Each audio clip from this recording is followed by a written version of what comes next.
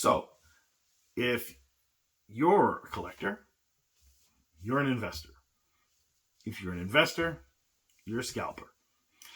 That's just the way that it is. And a lot of people have this idea that there's this separation of there's scalpers and there's investors and there's collectors and there's players. Now, there may be individuals that are just one of those things, I guess, but if the chances of that is pretty low, that everyone is sort of a mishmash of any one or all of them.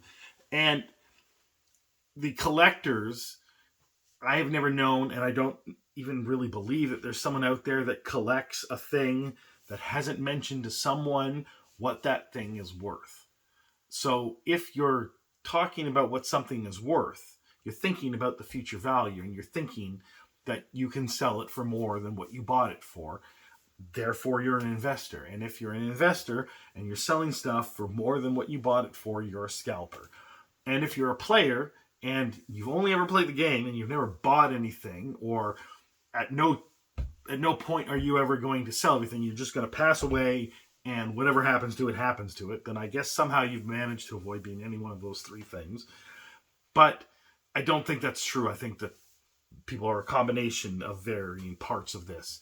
And I just want people to not be dishonest with themselves about what they are, because there's the players look down on the collectors, and the collectors look down on the investors, and the investors look down on the scalpers. Everybody looks down on the scalpers. Everyone hates the scalpers.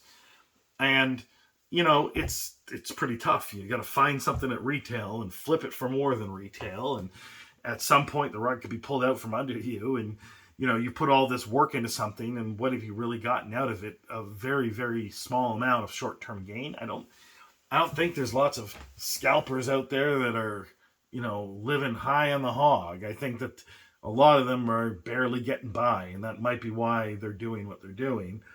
I've never wanted to get into something like that, and a lot of people don't, but yet people, if you lay it out that way, people don't really want to do that, right? But if you don't lay it out that way and they just think of scalper, they think that they're a terrible person and that they're trying to take shortcuts and do easy things, and they're causing harm while doing it. And maybe that's the case, but I think that a lot of them are just, kind of living on the edge. So I don't know, have a little sympathy for them. But the thing is that when the people look down on them, they don't understand that they're engaging in small amounts of the same activity, right?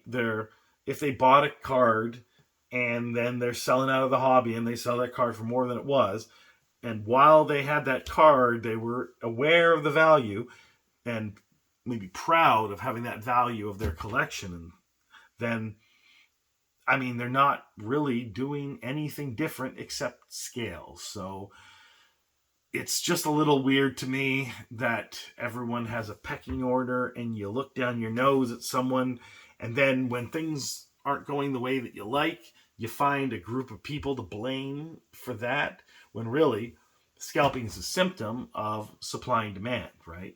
When demand outstrips supply, then people who can get a hold of what limited supply there is, they can meet the demand at a higher price. That's just how it is. And it's not about the scalpers, because they disappear as soon as supply meets demand, right? They don't even wait around while supply meets demand into the part where, supply outstrips demand, right? When prices start to go down and you go below your beloved MSRP, right? And you start to get cheap boxes, they're long gone by that point. They are gone even before the point where supply meets demand, when supply is close to demand and they can barely make 5% of what they're doing, right? Because of how much effort they're putting into it and how much risk they've got to take with the limited amount of resources that they have. So this idea that scalpers are the problem, no, they're the canary in the coal mine. They're the thing that happens when demand is just, there's too much exuberance, right? And maybe they add to demand, yes, because they start going after stuff, and then you get this percentage, 10%, 20%, 30%, whatever, that is not true demand because it's going to disappear as soon as supply meets demand, right? And if that's above 50%, or even probably even if it's above 10 or 20%, then that can cause, the bubble to burst, right? And I don't know. At some point, we're going to have supply meet demand, and maybe we're there. Maybe we're getting there. Maybe there's a bunch of peaks and valleys on the way there, right? So we have a point where we hit a high, maybe in the last like month or so, and now we're on a downtrend. But then there'll be another uptrend, in the fall or something like that. Don't really know. That's not really what I'm doing here. I'm not trying to predict it. I'm just talking about people having this perception of them being the good guys and someone else being the bad guys. And, if I'm saying that the scalpers aren't the bad guys and they're just the symptom, I'm also not saying that, it's the people, running the companies or the people running distribution or whatever. I don't think that there's bad guys in the situation, because it's not. We're talking about cardboard here. We're talking about a luxury of stuff people don't really need, right? It's stuff that people really, really want, and they want it more the more other people want it, right?